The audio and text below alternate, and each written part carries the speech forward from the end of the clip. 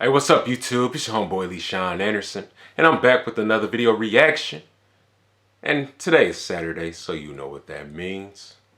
D'Angelo, sing that song for me, please. Yes, the name of this video is titled Storm by Tim Minchin, okay? I know a lot of people wanted me to react to this video, and shout out to every single one of y'all. So here I am. Speak for contemporary males. I don't know if you guys agree. You get to that point in your life, like I think mostly in the early 30s for men anyway, where you start to realize that everything you want to say, everything you want to express, I'll be rambling in my intros too, man. Necessarily be expressed in comedy song.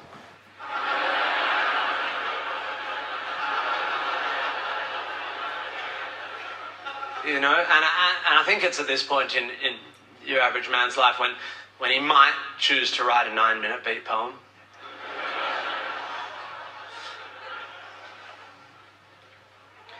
This is a 9-minute beat poem.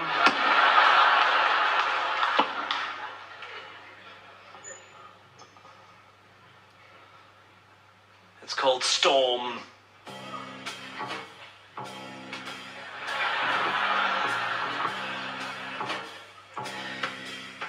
In North London, top floor flat, all white walls, white carpet, white cat, rice paper partitions, modern art and ambition. The host's a physician, bright bloke, has his own practice. His girlfriend's an actress, an old mate of ours from home, and they're always great fun, so to dinner we've come.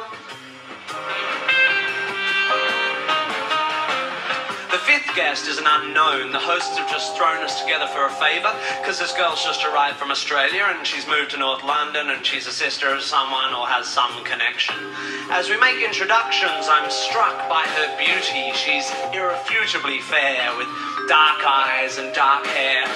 But as she sits, I admit I'm a little bit wary, because I notice the tip of the wing of a fairy tattooed on that popular area just above the derriere, and when she says, "I'm Sagittarian," I confess a pigeonhole starts to form and is immediately filled with pigeon when she says her name is Storm.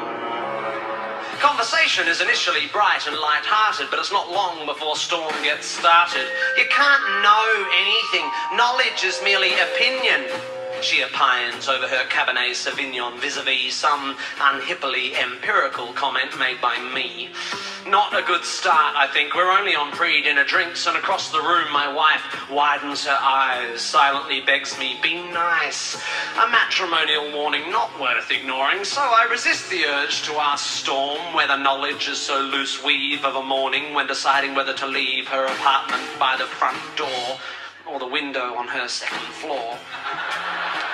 The food is delicious, and Storm, whilst avoiding all meat, happily sits and eats as the good doctor, slightly pissedly, holds court on some anachronistic aspect of medical history when Storm suddenly insists, "But the human body is a mystery. Science just falls in a hole when it tries to explain the nature of the soul." My hostess throws me a glance. She, like my wife, knows there's a chance I'll be off on one of my rare but fun rants, but I shan't. My lips are sealed. I just want to enjoy the meal. And although Storm is starting to get my goat, I have no intention of rocking the boat. Although it's becoming a bit of a wrestle, because like her meteorological namesake, Storm has no such concerns for our vessel. Pharmaceutical companies are the enemy. They promote drug dependency at the cost of the natural remedies that all our bodies need. They are immoral and driven by greed. Why take drugs when herbs can solve it? Why use chemicals when homeopathic solvents can resolve it? I think it's time we all return to live with natural medical alternatives. And try as I like, a small crack appears in my diplomacy dike. By definition, I begin, alternative medicine, I continue, has either not been proved to work or been proved not to work. Do you know what they call alternative medicine that's been proved to work? Medicine. So you don't believe in any natural remedies? On the contrary, Storm, actually, before we came to tea, I took a remedy derived from the bark of a willow tree. A painkiller that's virtually side effect free. It's got a weird name. Darling, what was it again? Masprin? Oh yeah, aspirin, which I paid about $1 for down at the local drugstore. The debate briefly abates as my hosts collect plates. But when they return with desserts, Storm pertly asserts Shakespeare said it first. There are more things in heaven and earth than exist in your philosophy. Science is just how we're trained to look at reality. It doesn't explain love or spirituality. How does science explain psychics, auras, the afterlife, the power of prayer? I'm becoming aware that I'm staring. I'm like a rabbit suddenly trapped in the blinding headlights of vacuous crap. Maybe it's the Hamlet she just misquaffed, or the 6th glass of wine I just quaffed, but my diplomacy dike groans and the asshole held back by its stones can be held back no more. Look, Storm, sorry, I don't mean to bore you, but there's no such thing as an aura. Reading auras is like reading minds, or tea leaves, or star signs, or meridian lines. These people aren't applying a skill. They're either lying or mentally ill. I was just about to say crazy. Claim to hear God's demands and spiritual healers who think they've got magic hands. By the way, why do we think it's okay for people to pretend they can talk to the dead? Isn't that totally fucked in the head, lying to some crying woman whose child has died and telling you you're in touch with the other side? I think that is fundamentally sick. Do we need to clarify here that there's no such thing as a psychic? What are we, fucking two? Do we actually think that Horton heard a who? Do we still believe that Santa brings us gifts, that Michael Jackson didn't have facelifts? Are we still so stunned by circus tricks that we think the dead would want to talk to pricks like John Edward? Storm, to her credit, despite my derision, keeps firing off cliches with startling precision, like a sniper using bollocks for ammunition. You're so sure of your position, but you're just closed-minded. I think you'll find that your faith in science and tests is just as blind as the faith of any fundamentalist. Wow, that's a good point. Let me think for a bit. Oh wait, my mistake, that's absolute bullshit. Science adjusts its views based on what's observed. Faith is the denial of observations so that belief can be preserved. If you show me that, say, homeopathy works, then I will change my mind. I will spin on a fucking dime. I'll be as embarrassed as hell, but I will run through the streets yelling, "It's a miracle! Take physics and bin it! Water has memory, and whilst its memory of a long-lost drop of onion juice seems infinite, it somehow forgets all the poo it's had in it. You show me that it works and how it works, and when I've recovered from the shock, I will take a compass and carve fancy that on the side of my cock." Everyone's just staring now, but I'm pretty pissed and I've dug this far down, so I figure, in for a penny, in for a pound.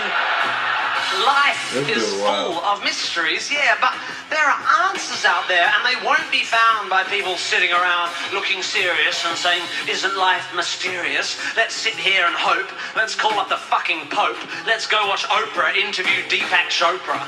If you want to watch telly, you should watch Scooby-Doo. That show was so cool because every time there was a church with a ghoul or a ghost in a school, they looked beneath the mask, and what was inside? Oh, a fucking janitor or the dude who ran the water slide. Because throughout history, every mystery ever solved has turned out to be not magic. Does the idea that there might be knowledge frighten you? Does the idea that one afternoon on Wikipedia might enlighten you frighten you? Does the notion that there might not be a supernatural so blow your hippie noodle that you'd rather just stand in the fog of your inability to Google? Isn't this enough? Just this world? Just this beautiful, complex, wonderfully unfathomable natural world? How does it so fail to hold our attention that we have to diminish it with the invention of cheap man-made myths and monsters? If you're so into your Shakespeare, lend me your ear. To gild refined gold, to paint the lily, to throw perfume on the violet, it's just fucking silly. Or something like that. Or what about Satchmo?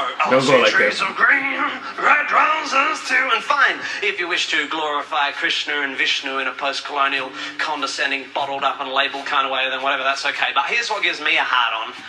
I am a tiny, insignificant, ignorant bit of carbon. I have one life, and it is short and unimportant. But thanks to recent scientific advances, I get to live twice as long as my great-great-great-great-uncles and aunts. Twice as long to live this life of mine. Twice as long to love this wife of mine. Twice as many years of friends and wine, of sharing curries and getting shitty at good-looking hippies with fairies on their spines and butterflies on their titties.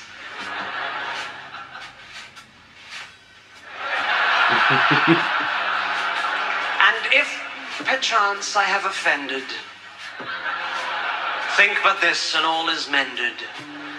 We'd as well be 10 minutes back in time for all the chance you'll change your mind.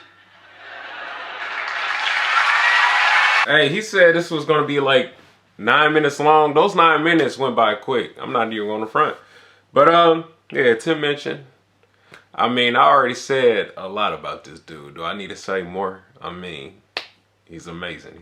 He's a talented individual. But yeah, that's gonna do it with this video. Like, comment, and subscribe. And if there's any other videos you want me to react to, let me know in the comments below. And I'm out. Take care of your body. Drink lots and lots of water. And I'm out. Dose.